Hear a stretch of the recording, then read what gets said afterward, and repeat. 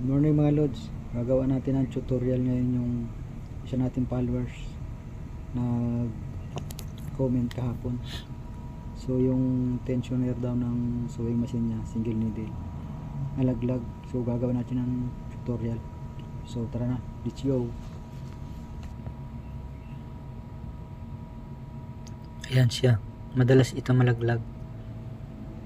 Lalo yung sa mga mananahi lang sa mga bahay-bahay. Yan, luwagan nyo lang yan. Tapos hilahin nyo itong naiwan niya.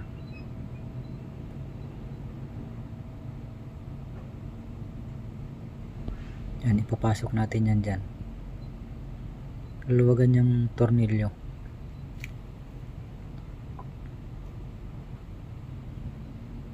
Pag ayaw pumasok, luwagan nyo pa yung tornilyo. Tapos iikot-ikot nyo hanggang sa lumubog. Kasi may spring yan doon na nakaharang. Dapat sagad dyan. Yan, tapos higpitan nyo ng bahagya.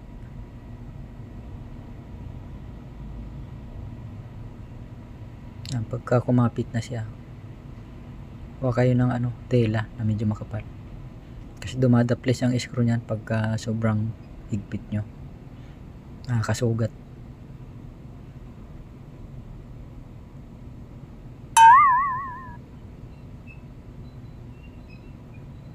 Yan, dapat pantayan dyan pagkakalagay nyo.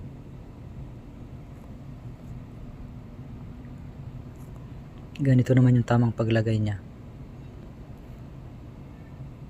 Yan, yan lang kataas yung spring.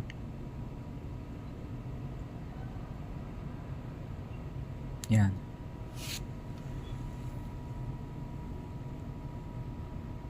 Yan, pagka bago nyo higpitan yan, isagad nyo ng taas yung lifter. Tapos nakabuka ito, itutulak nyo para bumuka. Huwag naman sagad na sagad ang tulak nito. Yung bumuka lang ng bahagya para lang malambot yung sinulid pag hinatak. Yan, bago higpitan nyo nakabuka yan. Tapos nakasagad yung taas ng lifter nyo sa tuhod. Yan, nahigpitan ko na. Yan, dapat pag tinaas mo yung lifter, bubuka din yung tensioner. Ganyan din ang paglagay ng sinulid niyan.